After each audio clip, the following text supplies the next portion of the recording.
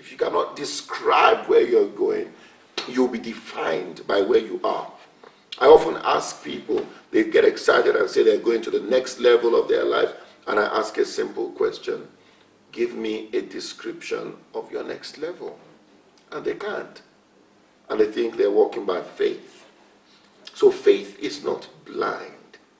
I was with a group of people, and they're talking about this whole, it's almost become cliche, the next level.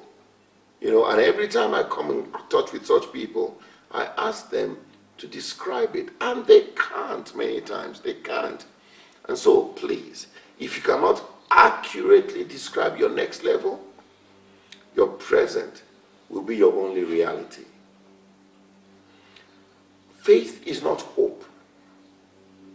You cannot hope yourself into success. And I've always said, hope is not a strategy. Oh, how are we going to get this done? Oh, we just hope everything is going to work out. It's not going to happen. Hope carries with it a suggestion of uncertainty. And that's why even the Bible alludes to the fact that hopes gets dashed. Hopes get dashed. Say, hope deferred makes the heart sick. But faith is certain. So many people die hoping. So many people fail hoping they will succeed. The difference between hope and faith is knowledge. And that knowledge gives confidence. Imagine, the difference between hope and faith is knowledge and the confidence that comes from this knowledge. Imagine you're a kite. Hope is a kite with no rope, no one controlling it, and it's at the mercy of the wind. That's beyond anyone's control. And you're hoping that the wind will put you down. Faith, on the other hand, is being a kite and knowing that there is a rope that connects you to a strong person who can control you and keep that kite in order. Now, it becomes very foolish for the person without the rope to try to do what the person with the rope is doing. However, this is what a lot of people do. They've based their lives on hope. And when hopes are dashed, it makes the heart sick. Faith is not going for an exam without reading. It's going for the exam fully prepared and then expecting the questions to be in your favor. Faith is not going for an interview without researching and preparing. In fact, it's the very opposite. It is going fully prepared and making sure you're the best person that goes for that interview that day. And when you go, not only do you put up a brilliant performance, your faith is now what puts you in a place where you're expecting all the people on the interview panel to prefer you. All right?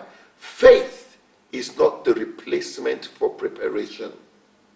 It is the expectation that circumstances will favor preparation. Faith is not emotional. It's not something you feel. Faith is something you know. Now, faith does not respect how faithful you are. It respects how much you know. I've seen a lot of people, very faithful, have served faithfully in their workplace, in their church, or wherever they're serving, but nothing changes in their lives. Then someone new shows up, loaded with knowledge, applies the principles of faith, dramatic changes happen. Then the old faithful begin to complain. One of the things I have noticed is that at the early stages of an organization, what is most needed is availability. People who are available to help the vision. But as the organization grows, availability begins to give way to ability. Now, a lot of people who were present at the point of availability, who do not develop themselves, who now expect that, no, by faith, I'm just, they will feel so left out when the organization moves to the frequency of ability. Now, unfortunately, at that point, we need ability, so the organization recruits qualified people, people who can make things happen.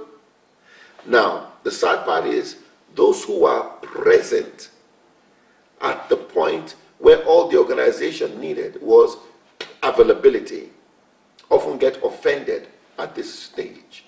I've been here all these years and nothing, now look at this.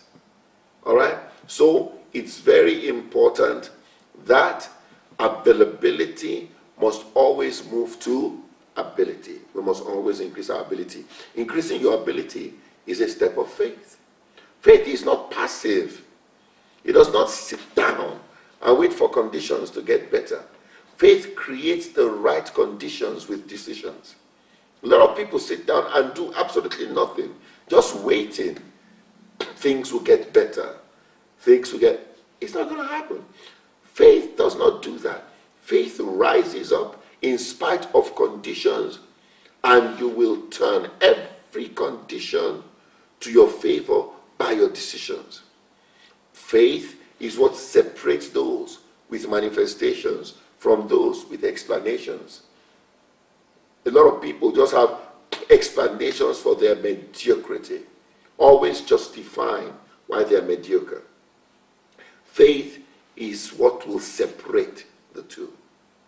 Faith is a universal currency. And let me wrap up by saying, by faith, the sons of nobodies have become somebodies. By faith, cripples have won sports medals. By faith, the sons of paupers have become billionaires.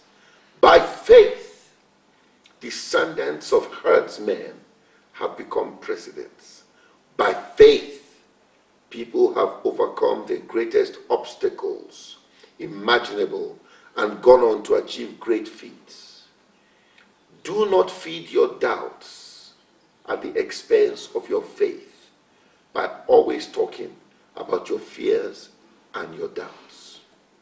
It's very important, if you're going to succeed, if you're going to be a great leader, you must be a leader that is full of faith.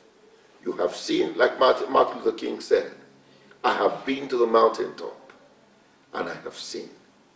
As a leader, you must go to that mountaintop and see the next form that you're taking the people, the organization, the church, the nation. You must see that next form, and by faith begin to prepare so that your preparation collides with opportunity. And that is what some people call luck. But you know what? You can create your own luck. Talk to you next time.